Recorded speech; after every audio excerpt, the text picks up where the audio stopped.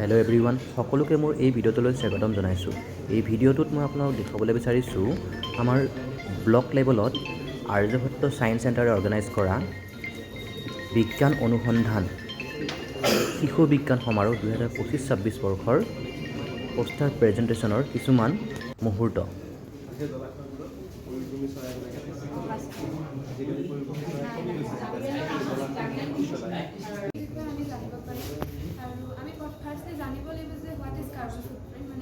Carbon footprint মানে কি? আমাৰ দৈনন্দিন জীৱনত আমি কৰা কাৰ্যকলাপসমূহৰ জৰিয়তে আমাৰ বায়ুত বা আমাৰ পৰিৱেশত আমাৰ কাৰ্বন ডাই অক্সাইডৰ পৰিমাণ বৃদ্ধি পাইছে আৰু কাৰ্বন ডাই অক্সাইডৰ লগতে আমাৰ যি সেউজগৃহ গ্ৰীণ হাউচ গেছ সেইবিলাকো বৃদ্ধি পাইছে। সেইবিলাকৰ পৰিমাণক আমি কাৰ্বন ফুটপ্ৰিণ্ট বুলি ক'ব পাৰোঁ। আৰু কাৰ্বন ফুটপ্ৰিণ্টৰ লগত আমাৰ দুটা বিষয় অত্যন্ত গুৰুত্বপূৰ্ণ। সেইবিলাক হৈছে আমাৰ গ্ল'বেল ৱাৰ্মিং মানে গোলকীয় উত্তাপ বৃদ্ধি। আমাৰ যেতিয়া সূৰ্যৰ তাপটো পৃথিৱীত পৰে সেই পৃথিৱীয়ে তাপটো ধৰি ৰাখে। সেই তাপটো ধৰি ৰখাৰ ফলত যাৰ বাবে সেইটো ওলাই যাব নোৱাৰে আৰু আমাৰ পৃথিৱীত উষ্ণতা বৃদ্ধি হয়, যাৰ ফলত গৰম বাঢ়ে, বহুত গৰম হৈছে আৰু আমাৰ যিটো মেৰু অঞ্চলত আমাৰ বৰফ আছে সেইবোৰ গলিবলৈ ধৰিছে, যাৰ ফলত বানপানীৰ সমস্যাৰ সৃষ্টি হৈছে। তাৰপিছত আমাৰ জলবায়ুৰ ক্ষেত্ৰত বহুতো পৰিৱৰ্তন হয়। জলবায়ুৰ ক্ষেত্ৰত কিছুমান ঠাণ্ডা বেছিকৈ পৰে, কেতিয়াবা গৰম বেছিকৈ পৰা যায়।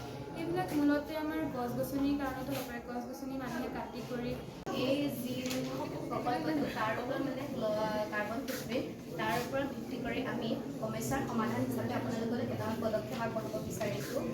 ফাৰ্ষ্ট হৈছে ইয়াতে আমাৰ মুঠ 20খন স্কুলে পাৰ্টিচিপেট কৰিছিলে আৰু এই প্ৰেজেণ্টেশ্যন চলি থকাৰ মাজতে আমাৰ ছাত্ৰ ছাত্ৰীসকলে তেওঁলোকৰ ক্ৰিয়েটিভিটি শ্ব' কৰিছিলে। কিছুমানে গান গাইছিলে, কিছুমানে ডান্স কৰিছিলে। খনৰ হৈ এটি ট্ৰফি আগবঢ়োৱা হৈছে শ্ৰীমন্ত শংকৰদেৱ উচ্চ মাধ্যমিক বিদ্যালয়ৰ এই দলটিলৈ।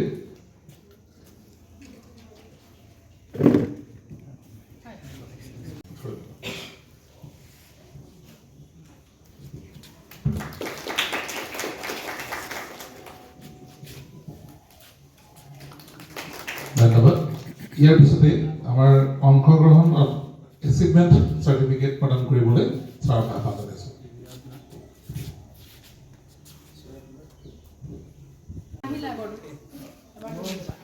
এয়া বামুণীজাল উচ্চতৰ মাধ্যমিক বিদ্যালয়ৰ দ্বিতীয় স্থান প্ৰাপ্ত।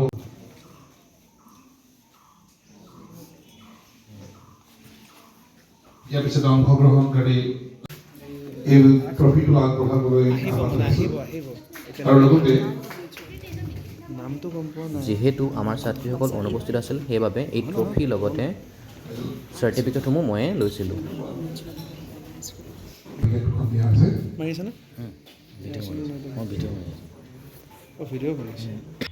পৰিণীতা শইকীয়া